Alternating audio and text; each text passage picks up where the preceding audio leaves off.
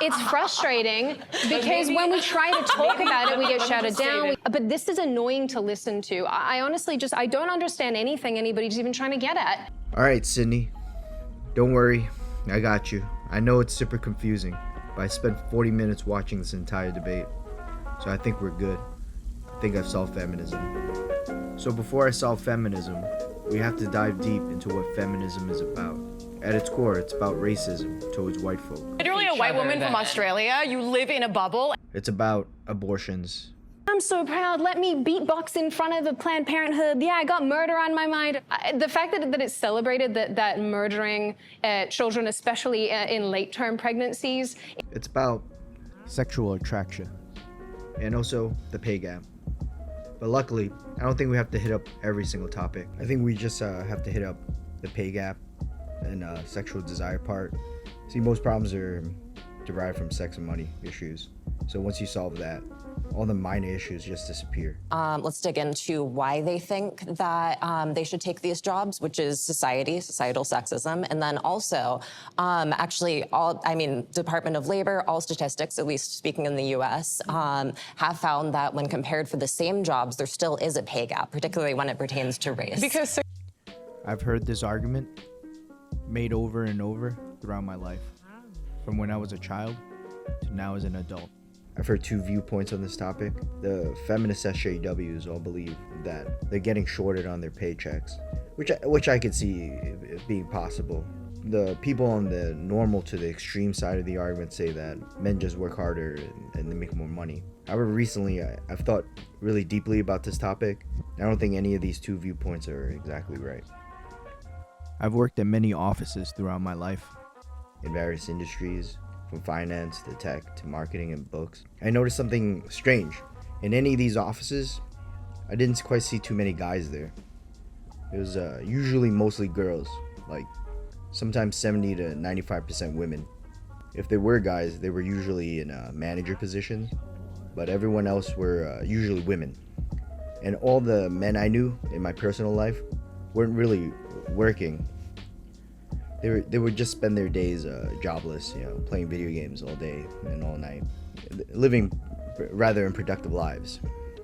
It's a little bit anecdotal, I know, but we gotta investigate this for a second. Like, I'm old enough to know that these patterns don't exist out of nowhere, and I'm not that lucky to witness them and no one else, I remembered this clip from Rachel Maddow on the topic. 27 cents on the dollar for what men make. So if women don't make less than men? Actually, if you start looking at the numbers, Rachel, there are lots of reasons for that. Oh, wait. Well, don't tell me the reasons are. Do women make less than men for doing the same work? No, because... Wow. Well, okay. Well, for example, men work an average of 44 hours a week. Women work 41 hours a week. Men go into professions like engineering, science, and math. Right now, women are making 77 cents on the dollar for what men are making. But that's not true. If so, every greedy businessman in America would hire only women, save 25%, and be hugely profitable. So this guy was using his point as a rebuttal, but he raises a good question. If women were just as capable as men, which they are, I totally believe they are, then why wouldn't companies just hire mostly women? And we could look at the stats on this, actually. I did a little bit of statistics on labor data. I removed all labor-intensive jobs and tried to keep only the jobs people really want, office jobs. I didn't quite get the numbers on Zippia, but it corroborated to a degree. If you notice, it says 71.8% of office jobs are held by women. So when these feminists talk about a pay gap, they're talking about data that hasn't been properly scaled. It's equivalent to saying white rhinos eat more grass than cows, which is true without scaling. But there's only a few thousand rhinos left in the world, and 1.5 billion cows on the planet, which is completely ridiculous. With that solved, let's move on to the sexual attraction issue. I'm a dark-skinned Black woman, proud of it and proud of being myself. For the most part, I did not... Why am I going to cry about this? I did not grow up thinking I was beautiful because I was that. as a Black Latina woman in my community, right? Like, I grew up and I was ugly, right? Like, that's what I was considered. I was not considered beautiful. Of feeling ugly, but also being told I was, right, had a lot to do with what is believed in my community.